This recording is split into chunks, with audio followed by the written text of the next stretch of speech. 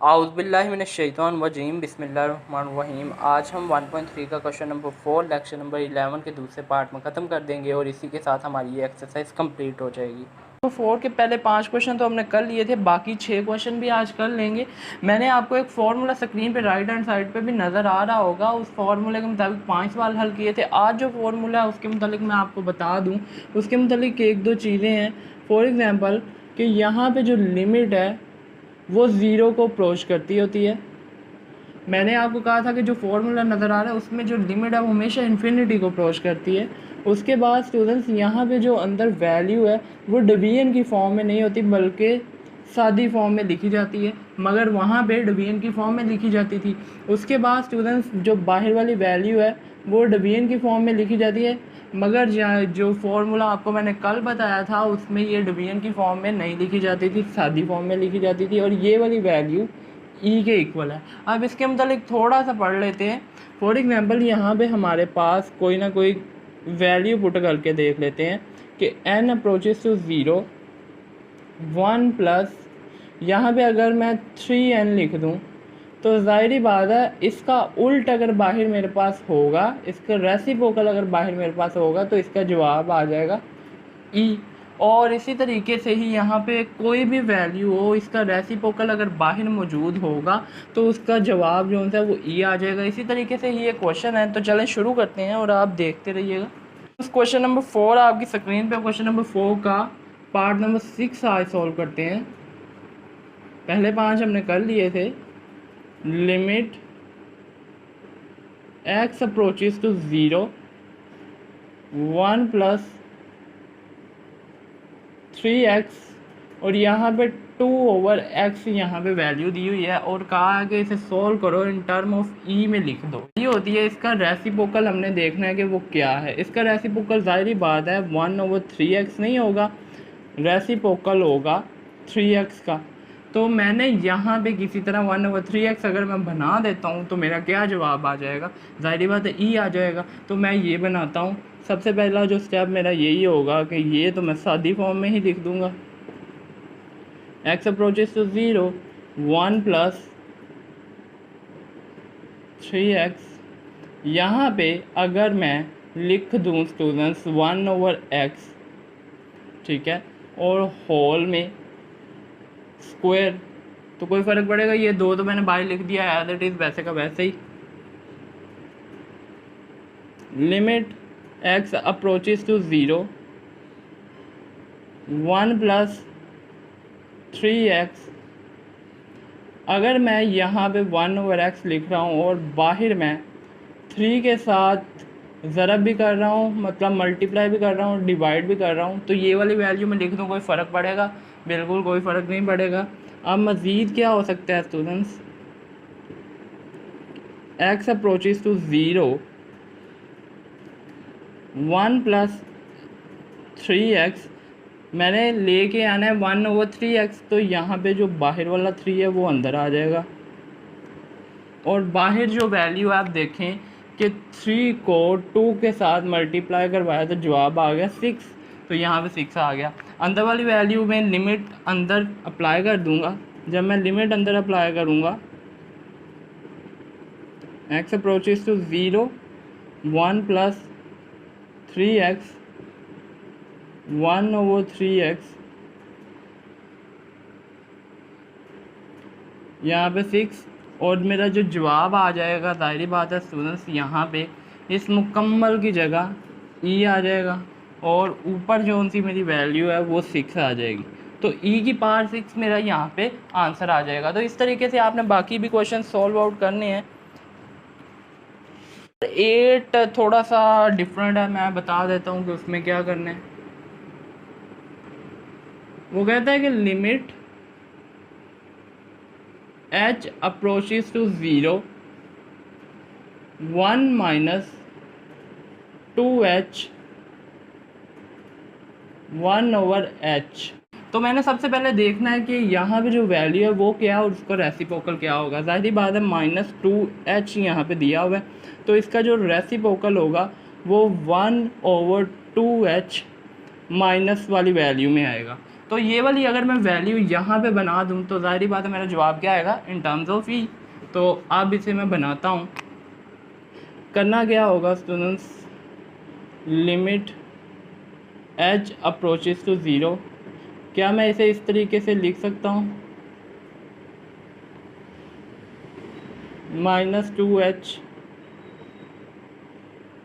और यहाँ पे ऊपर 1/h, तो एज इट इज़ है। अब अगला step, limit h approaches to zero 1 + -2h। यहाँ पे स्टूडेंट्स मैं ये करूँगा कि -2 के साथ मल्टीप्लाई भी करवा दूँगा, -2 के साथ डिवाइड भी करवा दूँगा, और 1/h तो एज इट इज़ जैसा है वैसे का वैसे ही आ जाएगा। अब मज़ीद क्या होगा, h अप्रोचेस टू ज़ीरो, यहाँ पे 1 - 2h, ब्रैकेट ख़त्म कर देता हूँ, और यहाँ पे 1/2h, यही बन जाएगा स्टूडेंट्स। और by value -2 as it is वैसे की वैसे ही आ गई स्टूडेंट्स। अब मेरा जो नेक्स्ट स्टेप है कि लिमिट अप्लाई करनी है, लिमिट अंदर चली जाएगी और जो मेरा आंसर आएगा limit h approaches to zero 1 - 2h -1/2h by -2। इसका जो जवाब है वो आपको पता है कि ये होगा, और यहाँ पे -2 ऊपर है तो -2 ये वाला आंसर आ गया। और यहाँ पे इसे मज़ीद मैं e का स्क्वायर 1/e का स्क्वायर इस तरीके से लिख सकता हूँ। तो ये आपका आंसर आ गया स्टूडेंट्स। इस तरीके से ही बाकी क्वेश्चन सॉल्व करेंगे। अब इस क्वेश्चन को किस तरीके से सॉल्व कर सकते हैं, आपको पता है कि यहाँ पे इस वैल्यू को सॉल्व किया ही नहीं जा सकता क्योंकि x छोटी वैल्यू ऊपर है, बड़ी वैल्यू नीचे है। अब थोड़ा सा चेंज करेंगे इस क्वेश्चन को।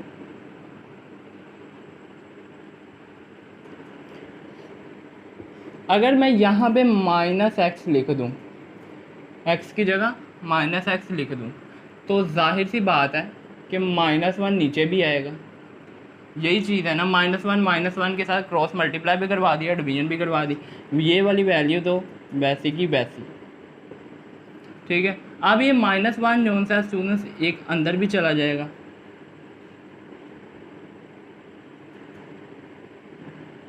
जब -1 अंदर गया स्टूडेंट्स तो वैल्यू क्या आई, बाहर वाली वैल्यू -x ही रही।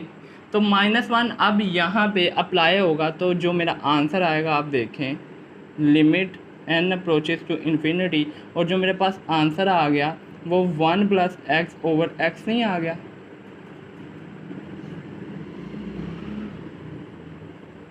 ये आंसर आ गया स्टूडेंट्स। -1 है तो ये वाली वैल्यू ऊपर नीचे वाली जो चेंज हो गई। अब limit n approaches to infinity, जो x है वो अलग-अलग डिवाइड होगा, तमाम वैल्यूज़ पे x पे अलग डिवाइड हुआ, +1 पे अलग डिवाइड हुआ, और -x तो एज इट इज़ आ गया। ठीक है स्टूडेंट्स, अब इसको जब सॉल्व आउट करेंगे तो ये इसके साथ कैंसिल हो जाएगा, और यहीं पे ही मैं ये कर देता हूँ कि मेरे पास जो जवाब आया वो 1 + 1/x आ गया। ये आ गया स्टूडेंट्स। अब ये वाली तो वही फॉर्म बन गई जो आपको राइट हैंड साइड पे नज़र आ रही है। मतलब कल जो हमने 5 क्वेश्चन किए थे ये वही फॉर्म नहीं बन गई, सिर्फ यहाँ पे इसका रेसिप्रोकल यहाँ पे मौजूद है, x -7 मौजूद है, वो माइनस हम किसी तरह ख़त्म कर देते हैं। तो जब माइनस ख़त्म करेंगे तो ज़ाहिर बात है कि जो जवाब आएगा, साथ ही मैं लिमिट अप्लाई कर रहा हूँ, साथ ही मैं -1 को ख़त्म करूँगा यहाँ से, यहाँ पे x रह गया और यहाँ पे -1 आ गया स्टूडेंट्स। और जवाब, अब इसका जवाब क्या होगा, जाहिर सी बात है इसका जो जवाब है वो e की पावर -1 होगा, और इसको मज़ीद लिख सकते हैं 1/e। तो इस तरीके से इसे सॉल्व किया जा सकता है और आपका जवाब निकल आएगा। अब इस क्वेश्चन को टर्म ई में लिखना है, मगर ये आप देखेंगे यहाँ पे ई की वैल्यूज़ पहले ही हैं, तो ये टर्म ई में तो लिखी नहीं जा सकती। तो सिंपल इस कंडीशन के तौर पे हम इसे सॉल्व कर लेंगे। कंडीशन के हिसाब से हम सॉल्व किस तरह करेंगे, यहाँ पे एक नंबर लाइन का कॉन्सेप्ट होता है, माइनस इन्फिनिटी से प्लस इन्फिनिटी की तरफ नंबर लाइन होती है स्टूडेंट्स, ये तो मैंने आपको पहले भी बताया।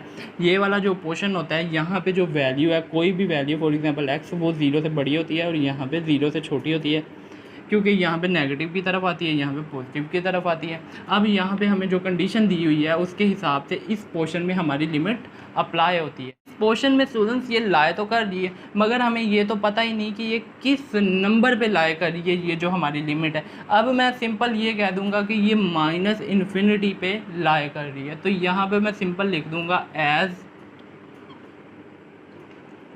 जो एक्स है वो माइनस इन्फिनिटी को अप्रोच करता है, ठीक है। तो मैं ये कह सकता हूँ कि 1/x भी माइनस इन्फिनिटी को अप्रोच करता है। तो जहाँ जहाँ पे 1/x है यहाँ पे, वहाँ पे माइनस इन्फिनिटी लगा दें और जवाब निकाल लें। जी सिंपल। अब लिमिट तो ख़त्म हो जाएगी, क्योंकि लिमिट तो हमारी अप्लाई हो गई। यहाँ पे माइनस इन्फिनिटी आ जाएगी और नीचे भी माइनस इन्फिनिटी आ जाएगी, ठीक है स्टूडेंट्स। यहाँ पे ये ज़ीरो बन जाएगा, जाहिर सी बात है ये वाली वैल्यू ज़ीरो होती है, यहाँ पे भी ज़ीरो रह जाएगा, -1 और +1 और जवाब मेरा निकल आता है -1। तो यहाँ पे इस तरीके से सॉल्व हो सकता है। सिंपल आपने जो नंबर लाइन है उस हिसाब से माइनस इन्फिनिटी आपने पुट कर देना है और जवाब निकाल लेना है। इसी तरीके से ही क्वेश्चन नंबर लास्ट जो सा 11वां है उसमें सिंपल यहाँ पे प्लस इन्फिनिटी पुट करना है और जवाब निकाल लेना है। तो इसी तरीके से ही बाकी क्वेश्चन करिए।